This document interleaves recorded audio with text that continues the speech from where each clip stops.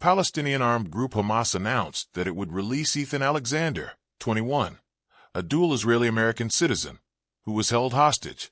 This move, which comes about 7 months after Hamas' surprise attack in October last year, is seen as a result of contact with the United States, and attention is being paid to whether it can open the door to ceasefire negotiations.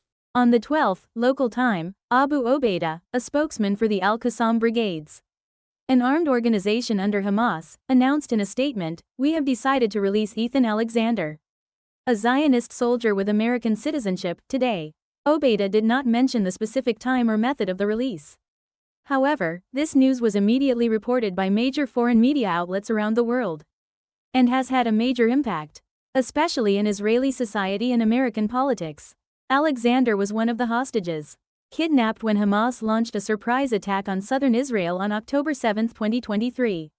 At that time, Hamas launched a large-scale armed attack in the Gaza Strip, killing or kidnapping hundreds of civilians, and opening the prelude to war.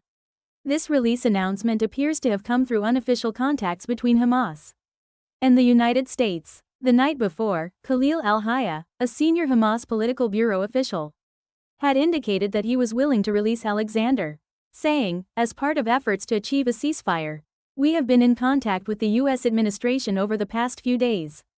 The Times of Israel, a local Israeli media outlet, predicted that Alexander could be released around noon that day, but Israeli sources are open to the possibility that the release could be delayed even further. As news of this spread, citizens gathered in the hostage square in Tel Aviv, the central city of Israel, to watch the situation together with the hostage families. Another Israeli media outlet, Kan Public Broadcasting, reported that U.S. government officials are expected to directly participate in the hostage handover process. Meanwhile, AFP, citing a Hamas source, reported that this release is likely to be carried out quietly without a separate public event. Hamas has previously held public events in the Gaza Strip, with stages and crowds whenever it releases Israeli hostages, but this time, it seems that the nature of the direct transaction with the U.S. is strong. So it is likely that the propaganda format will be omitted.